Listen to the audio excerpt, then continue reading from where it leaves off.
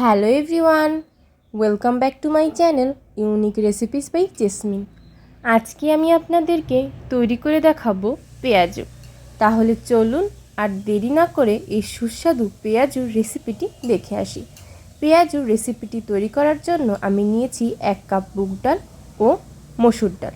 বুগ ডাল ও মসুর ডালটাকে আমি একসাথে ব্লেন্ড করে নিয়েছি 1 কাপ পরিমাণ পেঁয়াজ কুচি এবং 1 টেবিল চামচ আদা বাটা, 1 টেবিল চামচ রসুন বাটা, 1 টেবিল চামচ জিরা বাটা, 2 চা চামচ হলুদের গুঁড়া এবং স্বাদমতো লবণ। নিয়েছি ধনিয়া কুচি এবং কাঁচামরিচ কুচি।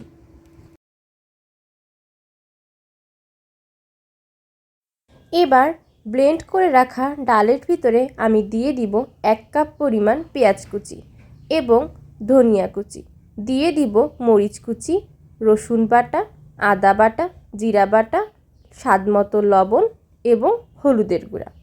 সবগুলো উপকরণ দেওয়ার পর আমি ডালটার সাথে সবগুলো উপকরণকে ভালোভাবে মিশিয়ে নেব।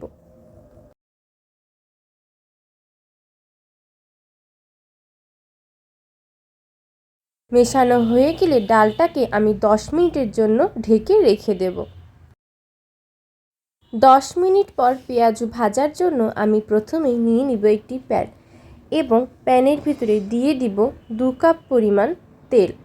তেলটা গরম হয়ে গেলে তেলের ভিতরে আমি ডালটাকে গোল গোল করে দিয়ে দেব।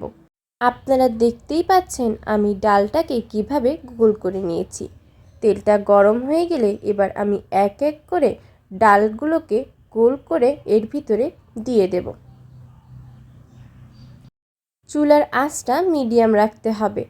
যদি চুলার আঁচটা বাড়িয়ে দেন তাহলে পেঁয়াজুটা উপর দিয়ে পুড়ে যাবে এবং ভিতরে কাঁচা থেকে যাবে। এবার এক এক করে সবগুলো পেঁয়াজুকে আমি এইভাবেই তেলের ভিতরে দিয়ে দেব এবং ভালো করে পেঁয়াজুটাকে ভেজে নেব।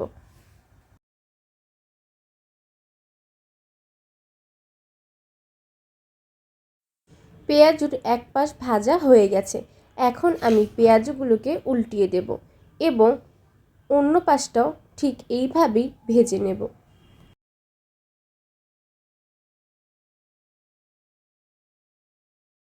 পেঁয়াজগুলো ভাজা হয়ে গেছে।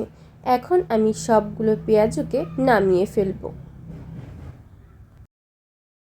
তৈরি হয়ে গেল মজাদার সুস্বাদু পেঁয়াজু।